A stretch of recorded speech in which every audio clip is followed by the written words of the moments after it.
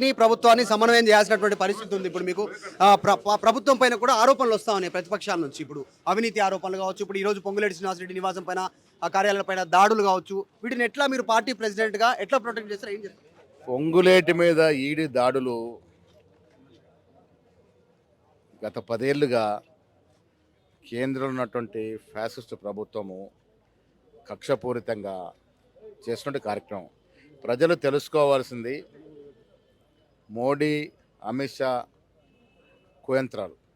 కుతంత్రాలు, రాజకీయ కక్ష, సిబిఐని ఈడీని ఎంత విచ్చలవిడిగా రాజకీయ అవసరాల కోసం వాడుతున్నారో ఒక్కసారి గణాంకాలు తెలుస్తుంది. ఈ 10 ఏళ్లలో జరిగిన ఈడి దాడుల్లో 96.4% దాడులు ఆపోజిషన్ లీడర్స్ జరిగినాయి. కేవలం 3.5% దాడులు మాత్రమే బీజేపీ నాయకుల మీద, వారి మిత్రపక్షాల మీద జరిగినాయి. దీన్ని బట్టి అర్థమవుతుంది ఏ రకంగా ఈడీని సిబిఐని దురుపయోగం చేస్తూ ఉన్నారు. ఇలా పొంగులేటి మీద దాడి చేస్తారు. ఎందుకు దాడి చేస్తూ ఉన్నారు? రాజకీయంగా ప్రజల్లో మమేకమవుతున్నటువంటి నాయకుల్ని భయభ్రాంతులకు గురి చేసి, ఇబ్బందులకు గురి చేసే ప్రక్రియలో భాగంగా ఈ కార్యక్రమం చేస్తూ ఉన్నారు. పోనీ మీరు 10 ఏళ్ళుగా ఈడీ ఇంత దాడులు చేసి రికవర్ చేసిన శాతం ఎంత? ముక్కును వేలేసుకుంటారు. 2-3% పైన రికవరీ చేయలే. సో అట్టర్ ఫెయిల్యూర్ ఈడీ ఈ దాడులు కార్యక్రమాలన్నీ కూడా. ప్రజలు దీన్ని అర్థం చేసుకోవాలి. ఇంకోటి, హరీష్ రావు ఇందాక అల్టిమేట్ చేశారు ఆ ప్రతిపక్ష పార్టీ బీఆర్ఎస్ ప్రభుత్వం పైన. మీరు 10 సంవత్సరాల తర్వాత అధికారంలోకి వచ్చారు, రాష్ట్ర ఏర్పాటు తర్వాత. దసరా లోపు రైతు రుణమాఫీ కంప్లీట్ చేయకపోతే సెక్రటేరియట్ను ముట్టడిస్తామంటూ హెచ్చరిక జారీ చేశారు హరీష్ రావు.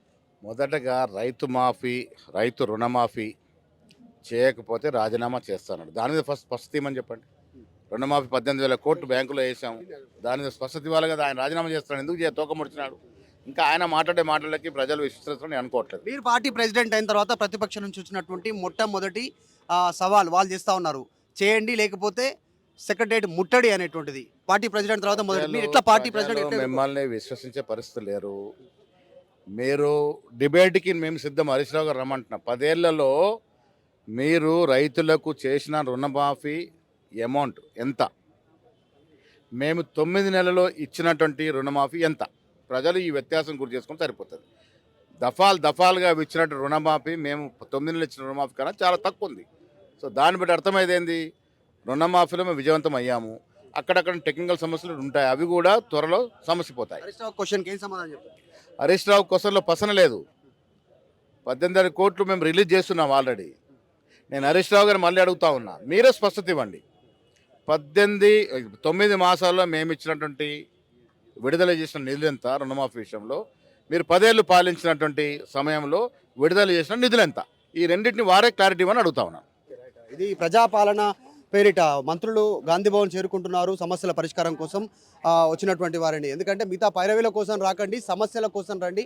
అసలైనటువంటి సమస్యలు ఎవరైతే ఎదుర్కొంటున్నారో వారికి బాగు చేయడానికి కార్యక్రమం తీసుకోవడం జరిగింది. ప్రస్తుతం గాంధీ భవన్లో దీన్ని నెక్స్ట్ రాష్ట్ర వ్యాప్తంగా విస్తరించేటువంటి ఆలోచన కూడా ఖచ్చితంగా చేస్తుందంటున్నారు పిసిసి ప్రెసిడెంట్ మహేష్ కుమార్ గౌడ్. దాంతోపాటు హరీష్ రావు చేసినటువంటి ఛాలెంజ్ ఏదైతే దసరా లోపు మిగిలిన రుణమాఫీ చేయండి, రైతు రుణమాఫీ లేకపోతే ముట్టడిస్తామనేటువంటి దానికి రాజీనామా చేయాల్సి వస్తుందనేటువంటి అంశం పక్కదారి పట్టించడానికి ఈ రకమైనటువంటి స్టేట్మెంట్స్ హరీష్ రావు చేస్తూ ఉన్నారని చెప్తా ఉన్నారు. పొంగులేటి పైన ఈడీ దాడులకు సంబంధించి కూడా కావాలనే కేంద్ర ప్రభుత్వం దాడులు చేస్తూ ఉంది. ఇంతవరకు రికవరీ దానికి సంబంధించి ఆ కేసుకు సంబంధించిన దాంట్లో ఫైనల్ ఇంతవరకు ఎన్ని కేసులు ఫైల్ అయ్యాయి, ఎంత రికవరీ అయింది, ఎంతమంది పైన దీనిపైన జరిగింది అనేటువంటిది కేంద్ర ప్రభుత్వం చేస్తున్నటువంటి చర్యలు అందరికీ తెలిసినటువంటి statement PCC president Mahesh Kumar Goud చెప్తా ఉన్నారు.